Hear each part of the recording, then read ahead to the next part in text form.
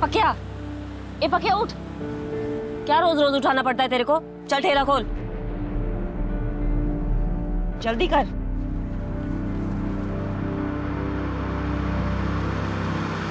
मेरी मदद के लिए रखा था तुझे यहाँ पर, लेकिन सबसे ज्यादा ध्यान तेरा ही देना पड़ता है। और कल 2 नारियल का हिसाब कम मिला है मुझे। क्या ताई, सुबह सुबह किटकिट कर रही है? तो कौन सा टाइम सही रहेगा तेरे लिए? कब करूंगी किटकिट? 2 नारियल का पैसा चाहिए मुझे, आज के हिसाब में जोड़ देना।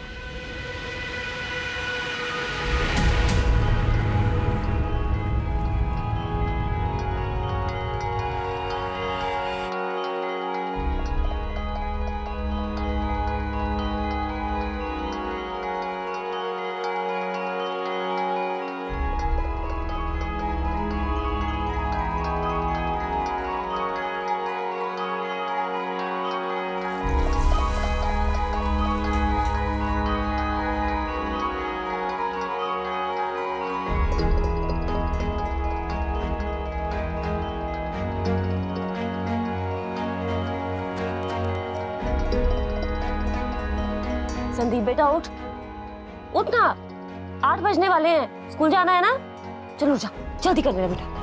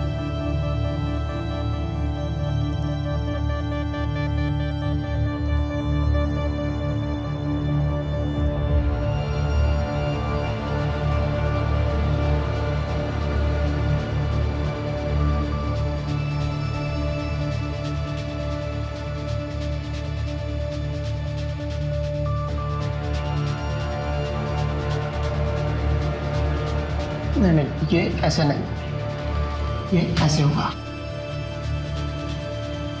कोशिश कर रही हूँ सर।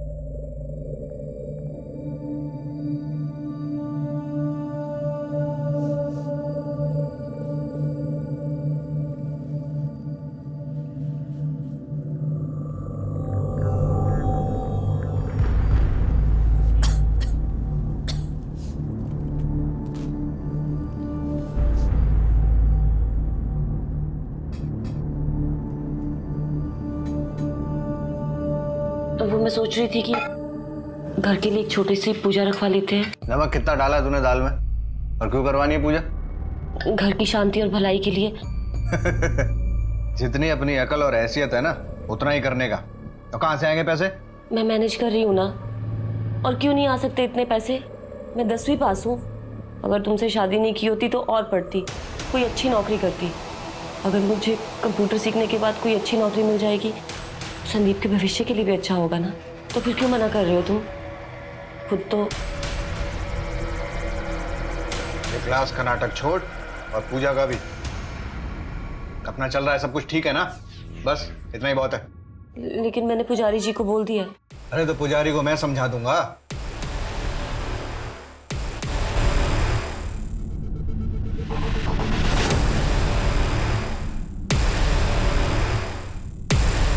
पंडित, पुजारी कहाँ?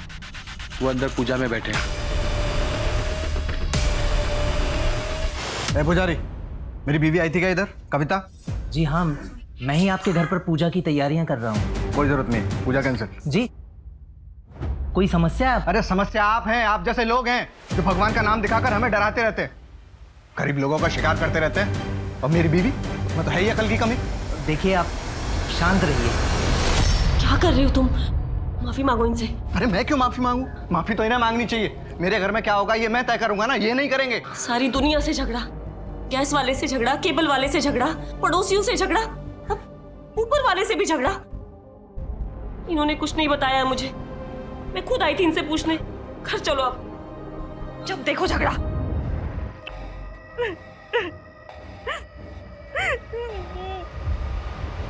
सॉरी। देख, बोला ना सॉरी। तू समझ ना, सॉरी।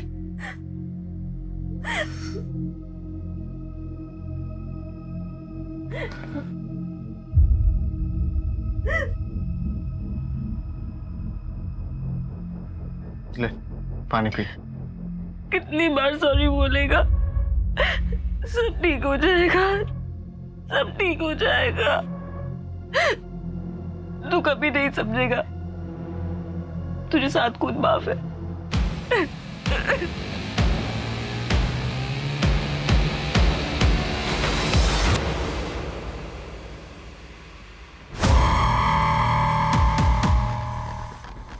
जल्दी कर, जल्दी, मरनी नहीं चाहिए।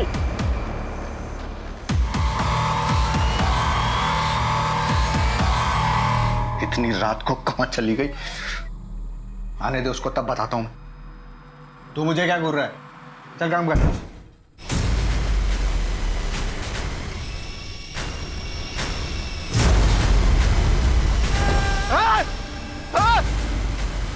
कविता, कविता, इधर बेटा। बाबा, माँ को क्या हो गया? Hello, police station? क्या बताइए। हाँ,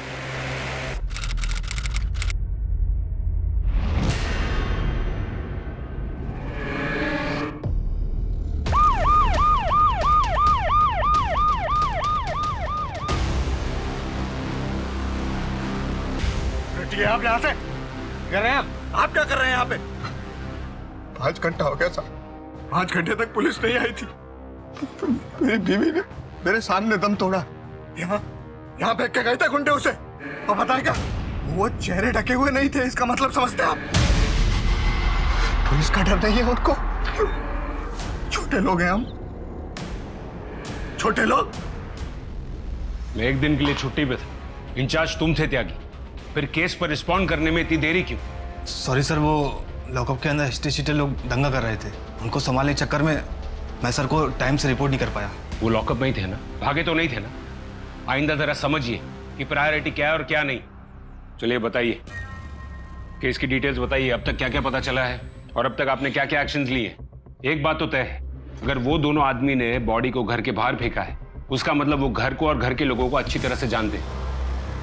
बेटे और हस्बैंड ने क्या बयान दिए? सर, हस्बैंड ने बयान देने से मना कर दिया और बेटे का कहना है कि वो उन दोनों को नहीं पहचानता। सर, उसने बताया कि टेम्पो का रंग सफ़ेद था, दोनों आदमी सांवले और मीडियम हाइट के थे। टेम्पो का नंबर उसे याद नहीं है सर। मैंने ट्रांसपोर्ट डिपार्टमेंट से इन्फॉर्मेशन मांगी है सर, नाकाबंदी भी करवा दी मैंने। सर, बॉडी को पोस्टमार्टम के लिए पहुंचा दिया गया है। मोबाइल रिकॉर्ड्स और जीपीएस लोकेशन रिपोर्ट्स कल तक आ जाएंगे। इस केस पर जल्द से जल्द रिजल्ट्स चाहिए। जी सर।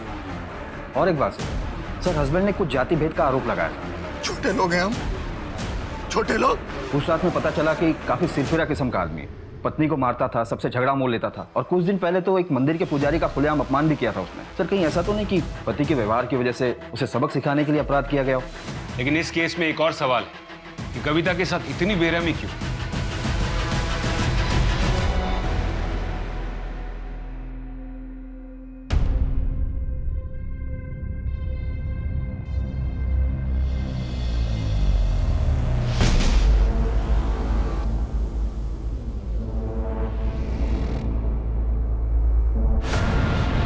मैडम मेरी मदद कीजिए, मेरे साथ बहुत बड़ा धोखा हुआ है। जी मेरा नाम डॉक्टर दिवाकर है, मैं यहाँ ओल्ड सिटी रोड पे प्रैक्टिस करता हूँ। मेरी बीवी ने मेरे साथ चीटिंग की है, मेरी प्लीज़ कंप्लेन लिखिए। चीटिंग? क्या मतलब? जी मेरी बीवी डॉक्टर कामिनी मेरे 25 लाख और जेवरात लेके गायब हो गई है। सर पोस्टमार्टम में कंफर्म हुआ है, लिखा है कि 4 से 5 लोग। और एक बात है सर, उसके बाद लोहे के हथियार से इंटरनल पार्ट को डैमेज किया गया है। मौत का कारण इंटरनल ब्लीडिंग है सर। और सर टेम्पो की अभी तक कोई रिपोर्ट नहीं मिली है। सर कविता के फोन रिकॉर्ड्स और जीपीएस लोकेशन रिपोर्ट आ गई है। ये लगभग उसके रोजमर्रा के रूटीन से मैच तो कर रहा है। बस ये एक 14 तारीख का दिन है, उस दिन पैटर्न थोड़ा अलग है। ये देखो 2 बजे के करीब काम से निकलने के बाद और क्लास से पहले वो यहाँ शिवाड़े नगर गई। आलोक पता करो कि वो वहाँ क्यों गई थी और किससे मिलने गई। Okay sir. और सर ये देखिए 14 तारीख को रात को 9:30 बजे कविता वापस पापड़ फैक्ट्री गई थी। लेकिन वो तो वहाँ शाम 5 बजे तक ही काम करती है ना? हाँ सर, यही इन्फॉर्मेशन मिली अभी तक। फिर उस दिन अचानक ऐसा क्या हुआ कि उसको वापस जाना पड़ा?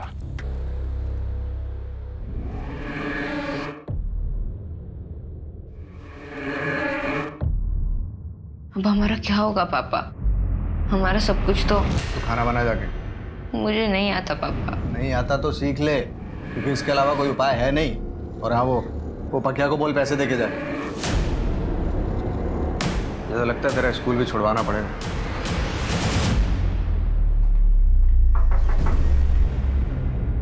देखिए मैं समझता हूं कि आप लोग परेशान होंगे, लेकिन आप लोगों से बात करनी जरूरी है। आप समझ रहे हैं ना? आपको किसी पर कोई शक होता तो बता नहीं देता। देखिए मैं आपसे तमीज से बात कर रहा हूं, इसलिए आप भी तमीज से बात करें। आप यहाँ पर कोऑपरेट करेंगे या फिर पुलिस स्टेशन जाकर बात करें? आपकी बीवी के जीपीएस रिकॉर्ड के मुताबिक उस दिन रात को वो घर आई और फिर से रात को घर से निकली और काम पर गई। काम पर? नहीं सर, कविता तो घर पे ही थी। वो तो संदीप फोन लेके गया था रात को 9 बजे। मतलब ये कि हमारे पास एक ही फोन है और वो फोन रात को 9 बजे संदीप लेके गया था बाहर। बोल रहा था दोस्तों से बात करनी। संदीप कब तक आएगा बेटा? माँ मैं आ जाऊंगा ना, अब बच्चा नहीं रहा मैं। ये क्या हो गया तुझे? ए संदीप! उसके बाद मैं 10:30 बजे तक सो गया और तब तक तो कविता घर पे ही थी। फिर संदीप ने मुझे 12:30 बजे जगाया। पापा पापा मम्मी घर पर नहीं है। कहाँ चली गई? हमने थोड़ा वेट किया, उसके बाद मैं उसको ढूंढने बाहर निकल गया, लेकिन फिर वो मिली नहीं। मैं वापस लौट आया। उसके बाद तो आपको सब पता ही।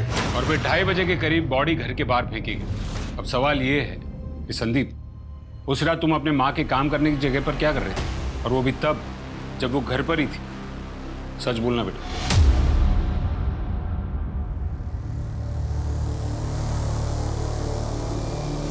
हेलो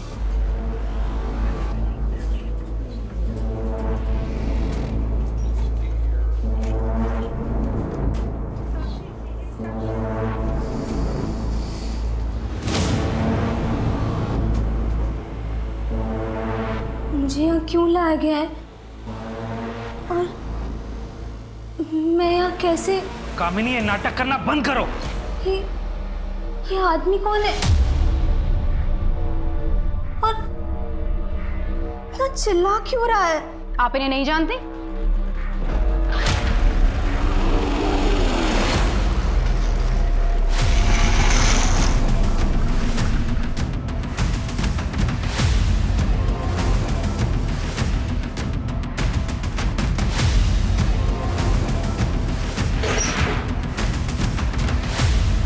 सर अंदर कुछ नहीं है।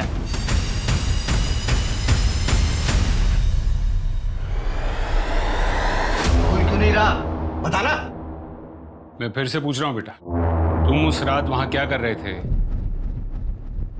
देखो टैलेंट तो इंडिया में भरा पड़ा है, लेकिन अगर इस इंडस्ट्री में आगे बढ़ना है तो बंदे को सिर्फ टैलेंटेड नहीं, स्मार्ट भी होना चाहिए। तेरी माँ को लगने लगा है कि जो चाहे वो कर सकती है। कंप्यूटर करना है उसे, सब जानता हूँ। छोड़ने वाली है हम दोनों को।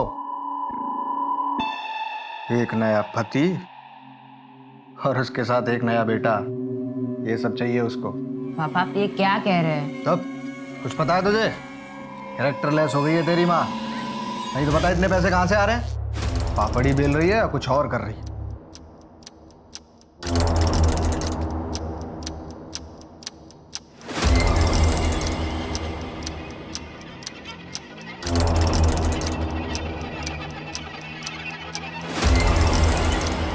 कुछ दिनों पहले मेरी माँ ने मुझे कुछ बताया था। संदीप,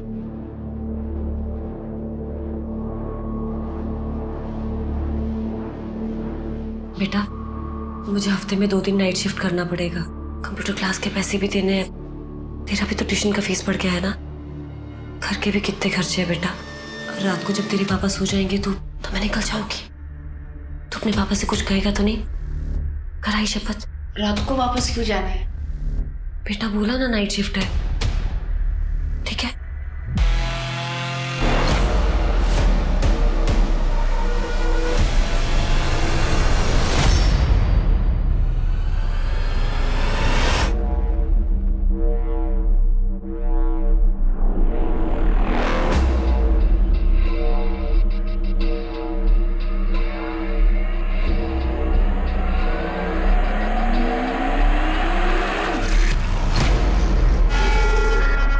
जब माँ ने मेरे साथ नाइट शिफ्ट की बात की तब मैं थोड़ा परेशान हो गया।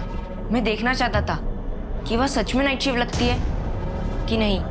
मैंने देखा वहाँ नाइट शिफ्ट तो लगती है, पर वो जो देखा वो देखकर मैं वापस आ रहा था और फिर रास्ते में मुझे मेरी माँ मिली।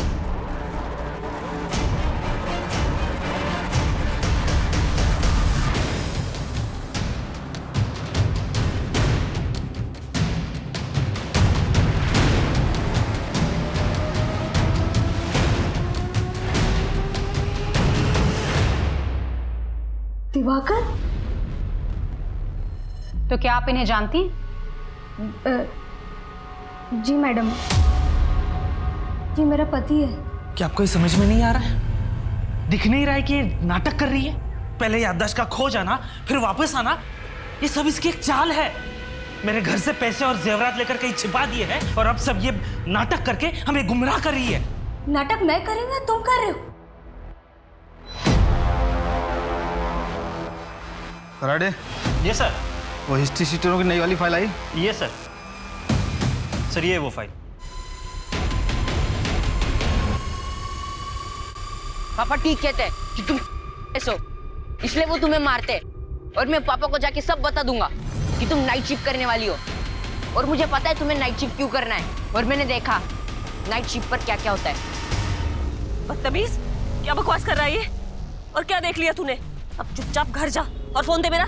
तूने कहा था तुझे तेरे दोस्त से बात करनी है, अब अपनी माँ से झूठ भी बोलने लगा है। झूठ तो तुम बोल रही हो माँ। संदीप,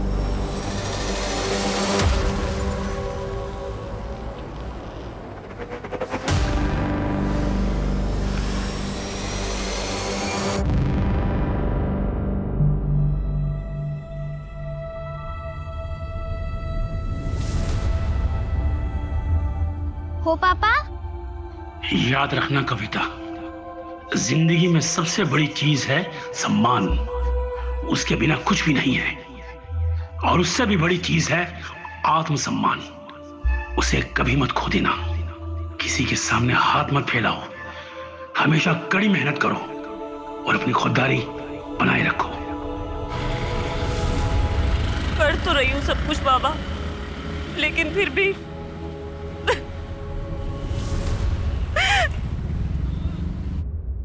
वहां पे जासूसी करता है, शर्म नहीं आई तुझे? पर आपने तो बोला। चुप शोर जी, बस। मैडम, नाटक तो ये कर रहा है। सब चोरी इसी ने किया है, क्योंकि इसका अफेयर चल रहा है, वो भी एक 15 साल छोटी जूनियर डॉक्टर के साथ। पिछले 4 साल से।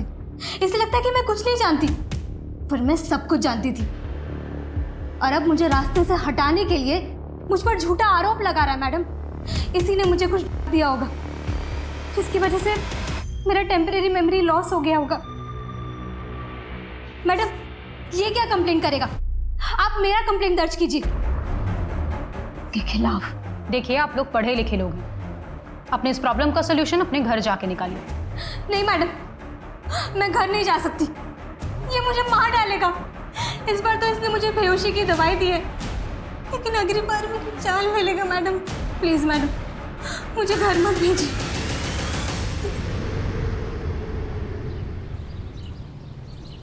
बाबा चाय। बेटा, कब तक रुकना होगा मुझे यहाँ? बस 2 दिन बाबा, उसके बाद 6 महीने पूरे होने वाले हैं। चिंता मत कीजिए, घर पर सब ठीक है, मैं सब संभाल रहा हूँ, माँ भी ठीक है।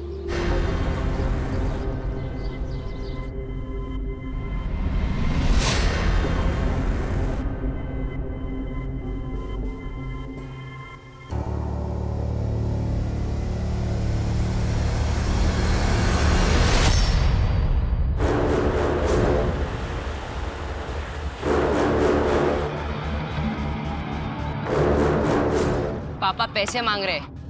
4 दिन से तो तू आए नहीं पैसे देने। पैसे नहीं देने वाला मैं, पापा को बुला के बात करेगा मुझसे। तुझे क्या है बे, मुझे पैसे देना? दयानंद खुड़े, अपने आप को पापड़ किंग कहते हो ना? सर छोटा सा बिजनेस है।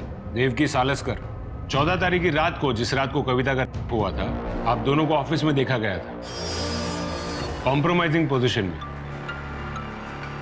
सर ऐसा कुछ भी नहीं है। और किसने बोला आपको?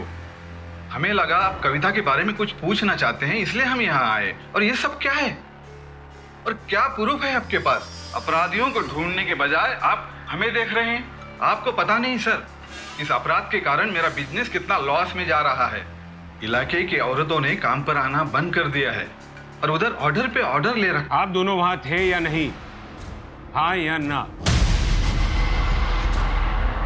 और कविता उस रात वहां आई थी या नहीं?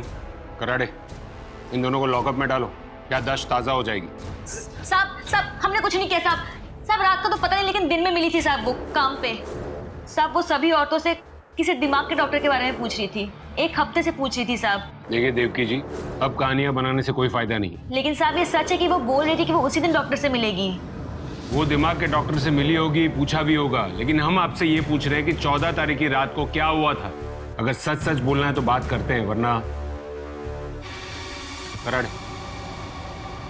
सर मैं इज्जतदार आदमी हूँ सर ऐसा मत कीजिए सर। सर क्या आपको लगता है कि इन दोनों की वजह से? हो सकता है त्यागी, कविता परेशान हुई होगी और इसलिए वो फैक्ट्री पहुंच गई, ये समझने के लिए कि उसका बेटा बात क्या कर रहा था। और ये दयानंद खुड़े, ये शादीशुदा है, इसलिए उसने एक घिनौना काम अपने आदमियों से करवाया होगा और फिर बॉडी को फेंकवा दिया होगा घर के बाहर, सबक सिखाने के लिए। त्यागी, एक काम करो, ये दयानंद खुड़े के सारे डिलीवरी टेम्पोस की फॉरेंसिक जांच करवाओ तुरंत, कविता के खून के ट्रेसेस के लिए, और उसके डिलीवरी के आदमी और हेल्पर्स को भी लाइन अप करो, और ये कविता के बेटे और पति को शिनाख्त के लिए बुलाओ। जी सर। एक बात अभी भी समझ में नहीं आ रही है, कविता रात को निकली थी क्यों? अगर उसका बेटा फोन लेकर रात को घर से बाहर निकलता था दोस्तों से बात करने के लिए, फिर तो वो घर को आ जाता होगा, लेकिन कविता को संदीप रास्ते में ही टकराया था। समझ में नहीं आ रहा है कि वो निकली क्यों थी। सर यही कविता केस की रिपोर्ट। सर 14 तारीख की शाम को कविता का लोकेशन शिवाड़ी नगर में था, जो कि डॉक्टर समीर शिंदे के क्लिनिक का था। साइकियाट्रिस्ट है? सर हमने आसपास पूछताछ की, वहां से पता चला डॉक्टर समीर शिंदे काफी टाइम से छुट्टी पे। और एक बात सर, हमें एक नई जानकारी हाथ लगी है, जैसा आपने कहा था। शहर के सारे हिस्ट्री शीटरों को खंगाला, उनमें से हमारे सामने एक नाम आया। सर 1 साल पहले ही जेल से छूटा है।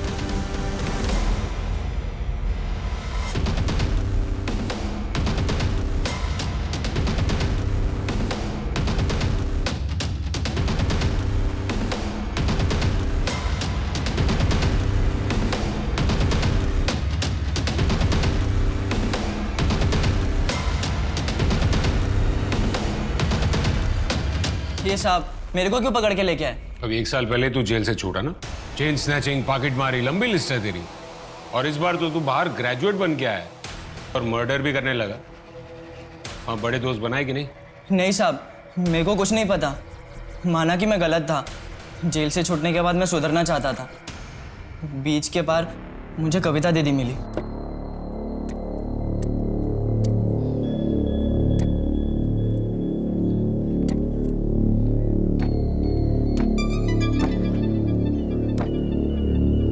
क्या देख रहा है? क्षमता नहीं है तो काहे को करने का ये धंधा? तेरे से मतलब? ला इधर ला।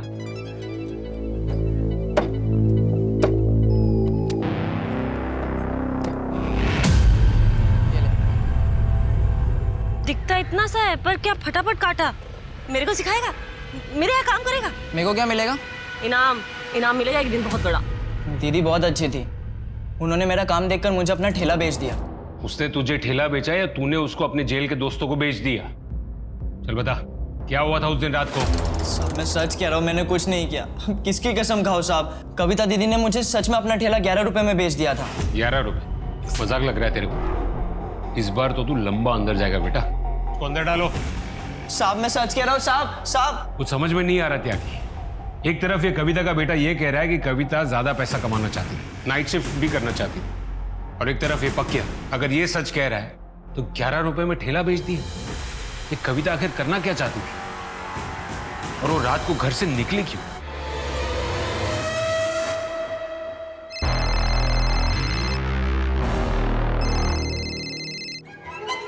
अभी मत निकलना, तुम्हारे रास्ते पर आज रात नाकाबंदी होने वाली है।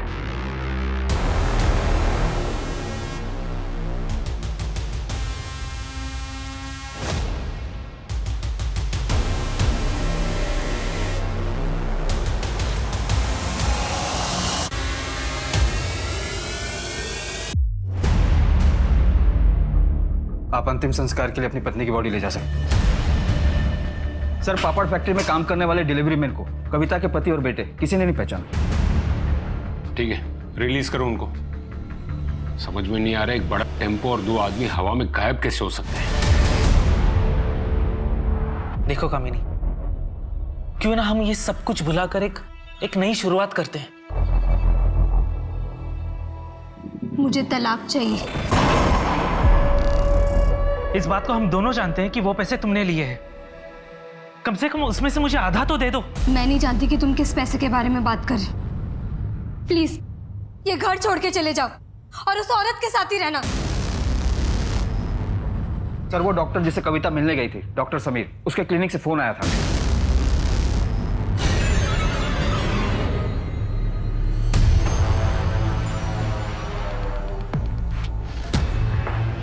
सर मैंने ही आपको कॉल किया था। मैं डॉक्टर समीर की रिसेप्शनिस्ट हूँ। सर इधर।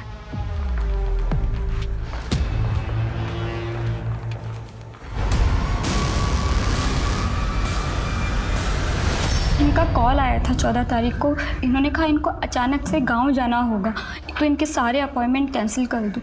लेकिन आज मॉर्निंग में पड़ोसी का कॉल आया कि इनके घर से बहुत ज़्यादा बदबू आ रही है। तो क्लिनिक में एक चाबी रहती है इनके घर की, तो मैं वो लेकर यहाँ पर आ गई। डॉक्टर साहब अकेले रहते थे, उनका कोई परिवार नहीं था। इस टुकड़े से तो लगता है कि ये किसी औरत की साड़ी का या दुपट्टे का होगा, और कविता की फैमिली से इसकी शिनाख्त करो। वैसे भी त्यागी, ये क्राइम सीन लग नहीं रहा है। कविता के गुनहगार तो 4-5 आदमी थे। यहाँ पर ऐसे कोई स्ट्रगल के निशान भी नहीं दिख रहे। तो एक काम करो, पड़ोसियों से पूछताछ करो, और घर के बाहर CCTV कैमरा भी है। 14 तारीख की फुटेज निकलवाओ।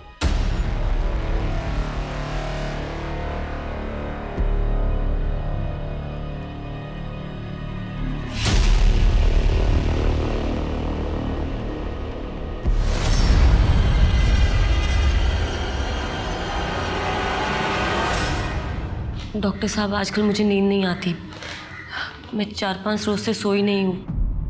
मेरा एक हाथ भी कांपता है। बहुत मेहनत कर रही हूँ ना आजकल। मेरे पति तो कुछ करते नहीं हैं। जब से उसने नौकरी छोड़ी है वो अजीब सा बर्ताव करता है। पता नहीं उसको क्या हो जाता है। मुझ पर हाथ उठाता है, बिना बात के चीखता है, लोगों से झगड़ता है। देखिए, आप परेशान मत होइए। मैं आपको 7 दिन की नींद की दवा लिख रहा हूँ, उसे आप लीजिए, आप ठीक हो जाएंगे। और अगर आपके पति ज़्यादा ही गुस्सा दिखाएं तो उन्हें चाय के साथ 1 बूंद डाल के दे दीजिएगा। मैं तो कहता हूँ उन्हें आप यहाँ ले ही आइए।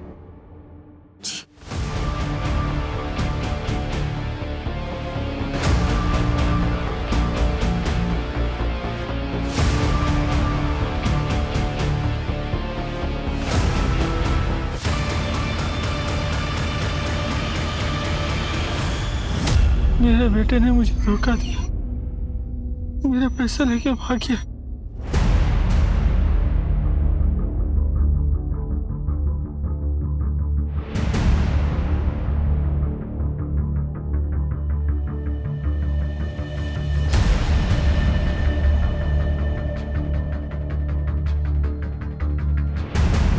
सर 2 आदमी आते हैं करीब 4 बजे, घंटी बजाते हैं, डॉक्टर समीर दरवाजा खोलते हैं और 5 मिनट बाद वहां से निकल जाते हैं। सर फॉरेंसिक ने कंफर्म किया है कि कपड़े के टुकड़े पर लगा खून कविता का ही है और उसके बेटे ने भी यही बात बताई कि कविता उस दिन वही साड़ी पहन कर गई थी। कपड़े का टुकड़ा साड़ी से मैच करता है सर।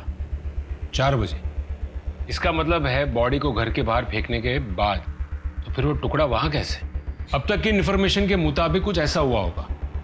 14 तारीख की रात को कविता घर से बाहर निकली, अपने बेटे से टकराई, उसके बाद वो कहाँ गई उस बात की अपने पास कोई इन्फॉर्मेशन नहीं। उसके बाद उसके साथ जुर्म होता है, उसे घर के बाहर फेंका जाता है करीब 2:30 बजे। फिर 4 बजे वो दोनों लोग डॉक्टर समीर का खून करते थे। फिर वही दोनों लोग या तो डॉक्टर समीर से फोन करवाते या खुद ही रिसेप्शनिस्ट को कह देते हैं कि डॉक्टर समीर छुट्टी पर गए हैं। डॉक्टर समीर के प्रिस्क्रिप्शन रिकॉर्ड और कॉल रिकॉर्ड से एक बात तो साफ है कि कविता उस दिन कंसल्टेशन के लिए गई थी और उस दिन वो डॉक्टर समीर से पहली बार मिल रही थी।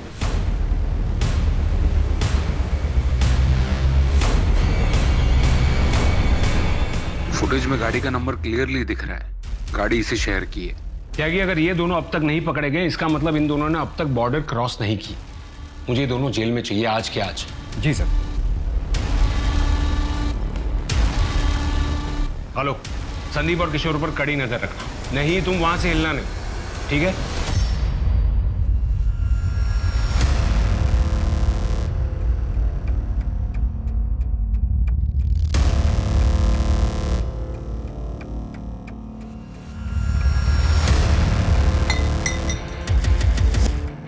सर पार्शियल प्लेट से व्हाइट कलर की 2 टेम्पो ट्रैक होगी। उसमें से एक गाड़ी का नंबर सीसीटीवी फुटेज में दिखे गाड़ी के नंबर से मैच होता है। उसमें से एक रात को अलीबाग में था, किसी बाबू का है सर। गुड जॉब, उठा लो सबको।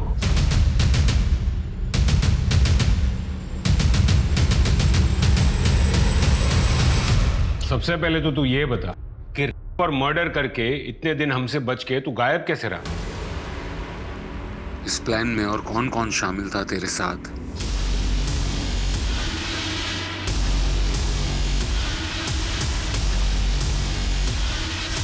आओ आओ, आखिरकार तुम आ ही गई।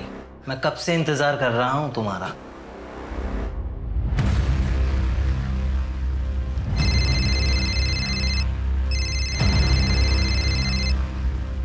हेलो, हाँ ठीक है, पहुंच रहा हूँ 20 मिनट में। मेरे को कितनी बार बोला ऐसे बुलाने का नहीं। तेरी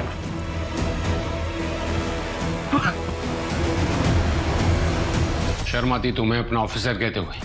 तुम्हारे जैसे चंद लोगों की वजह से पूरा पुलिस डिपार्टमेंट बदनाम है। कौन है वो लोग जिन्हें तुम बचाने की कोशिश कर रहे हो? सर मुझे नहीं मालूम कि ये और मर्डर किसने किए। मैं तो कुछ पैसे के लिए बस इन्हें इन्फॉर्मेशन देता था, बस यही कि हमारी नाकाबंदी कहाँ लगने वाली है।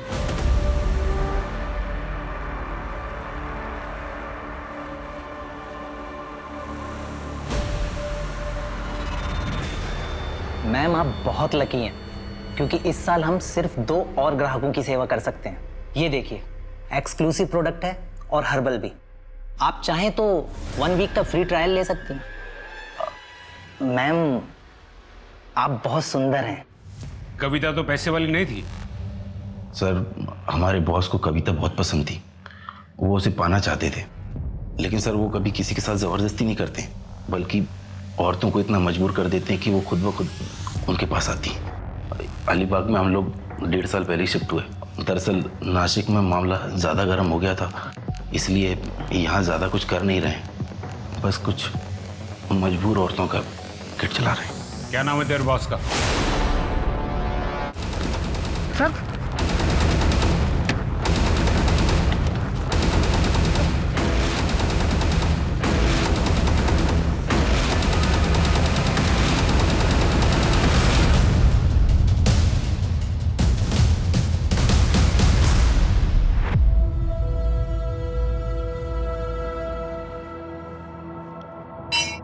देख कविता, पुजारी जी यहाँ नए हैं लेकिन इन्होंने मेरी बहुत मदद की है।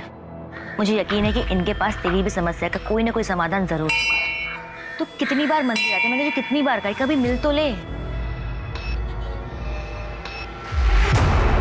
मैं आपकी समस्या समझता हूँ।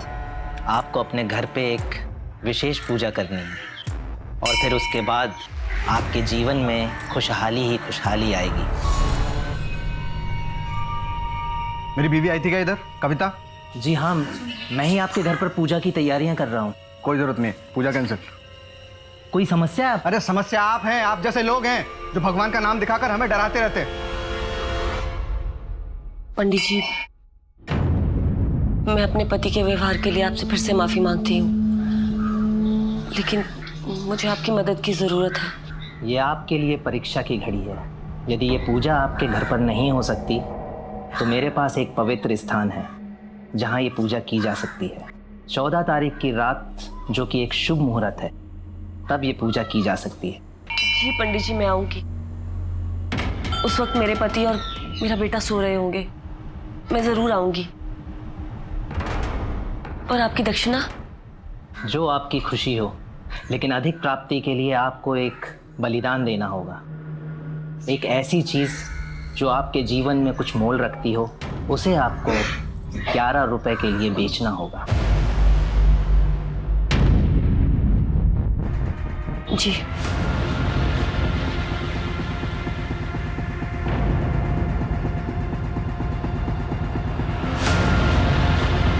कविता, तू?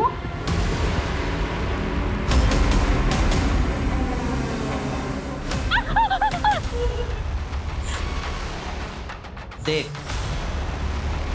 अगर तू चुपचाप रहेगी तो तुझे सिर्फ मुझे खुश करना पड़ेगा, वरना मेरे सब दोस्तों को। और डॉक्टर समीर को? उसे तो मारना ही था।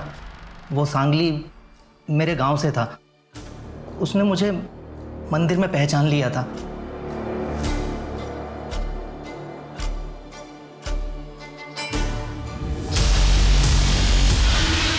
अरे विजय जी, आपको कोई गलतफहमी हुई है।